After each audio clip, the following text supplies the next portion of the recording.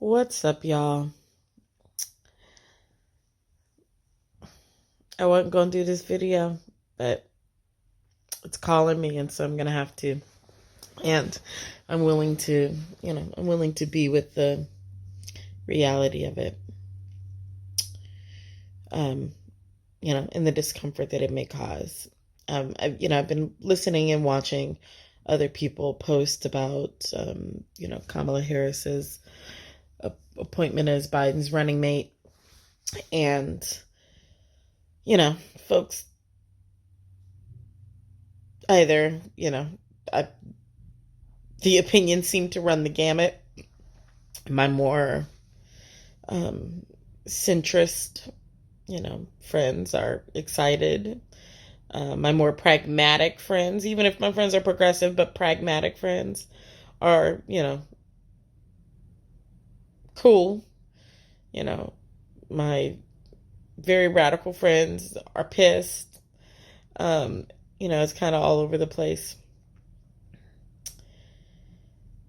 Here's my thoughts on it.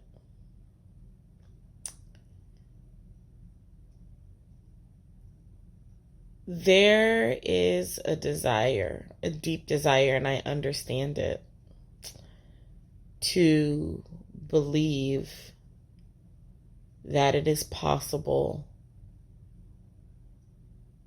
to change the United States from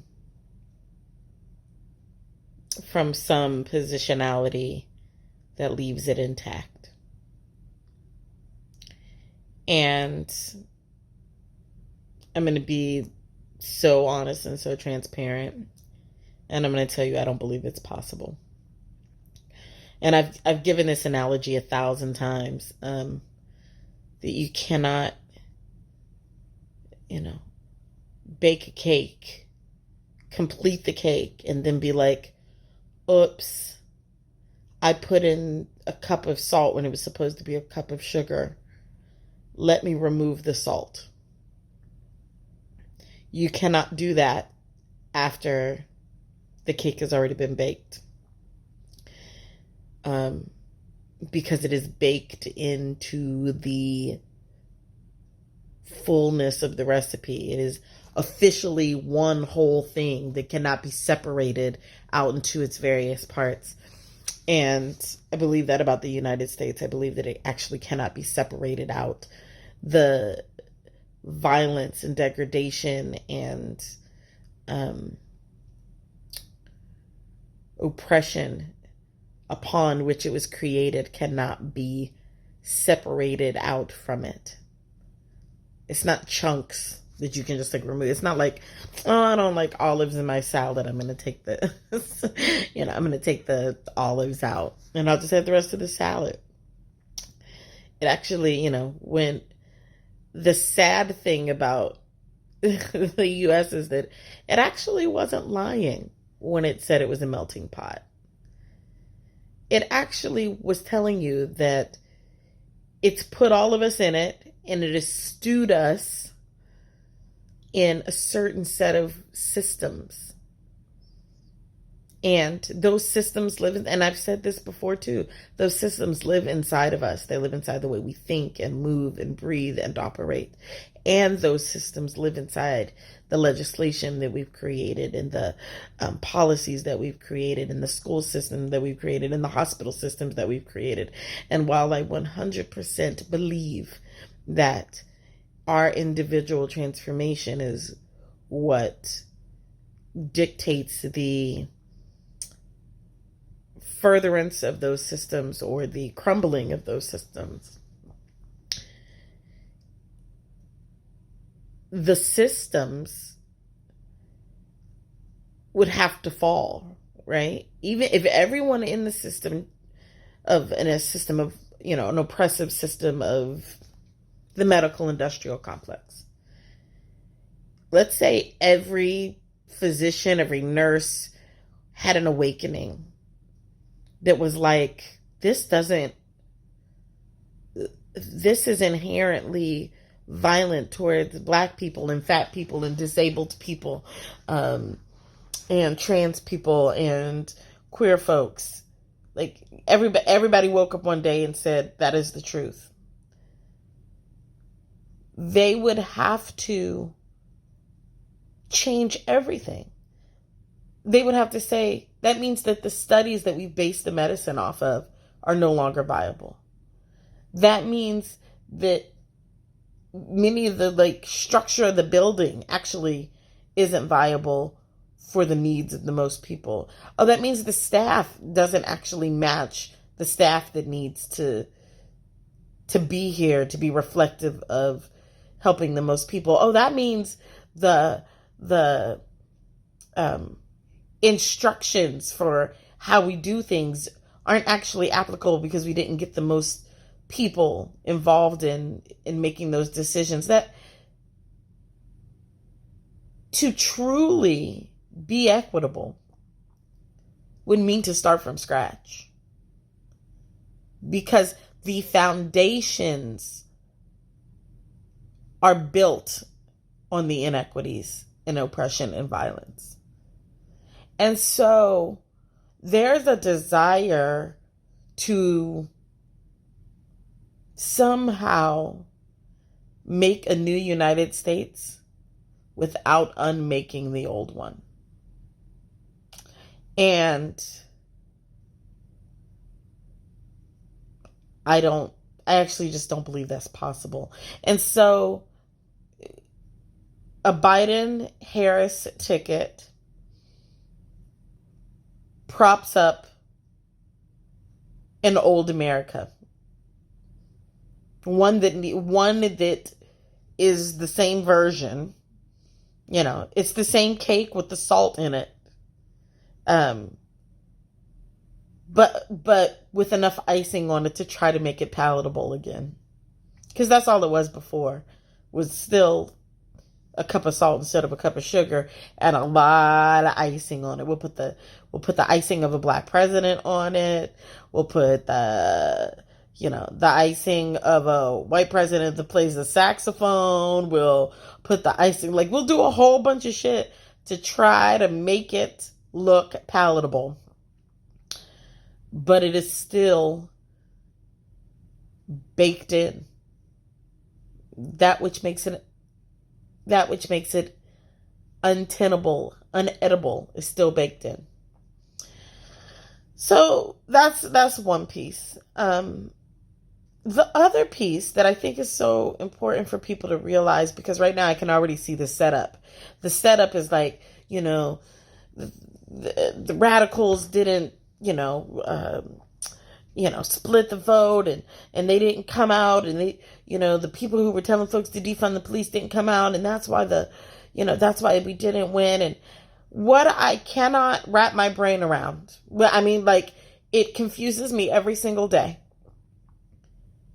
is that people in this country are engaging with the thought of this election like we live in a democracy. Like the notions of a democratic society apply here. That's the part that actually explodes my brain, is that we are having conversations about voting and not voting.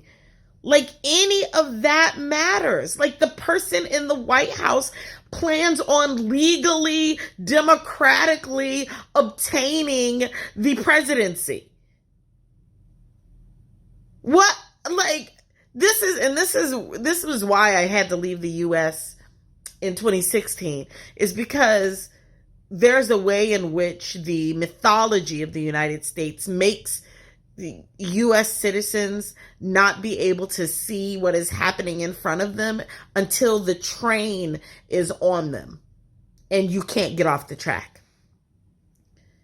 Because people are talking about this upcoming election as if it is going to be a just and fair and normal election. As if Donald Trump were to win, it would be because people didn't get out to vote.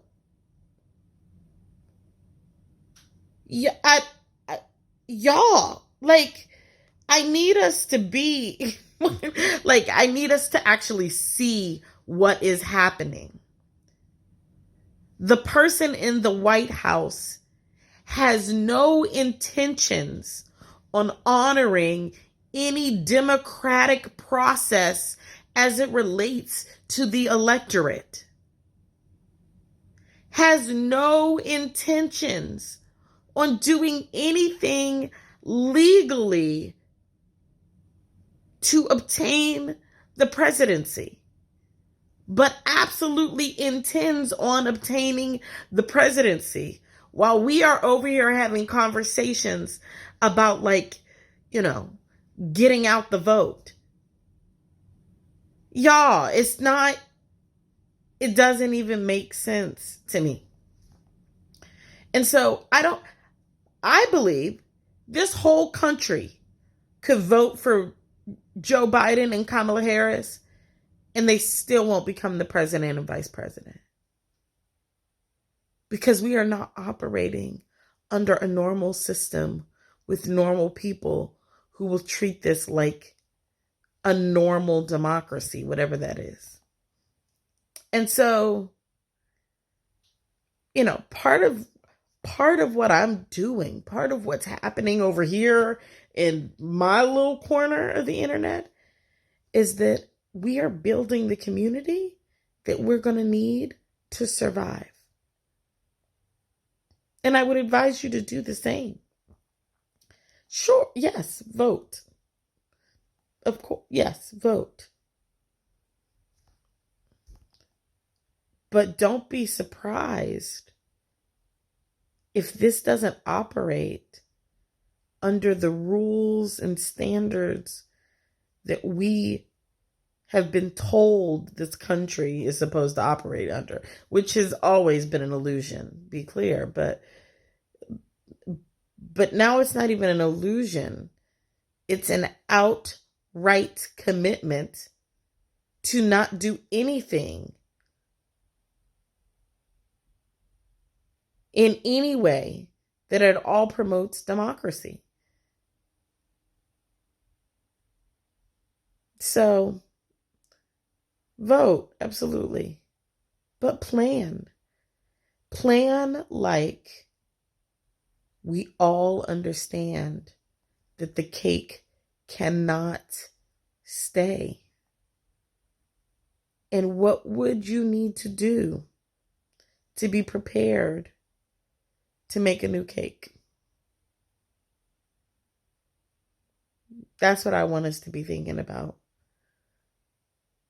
Because nothing about this, there's a reason that I said do not go back to normal, because normal never was.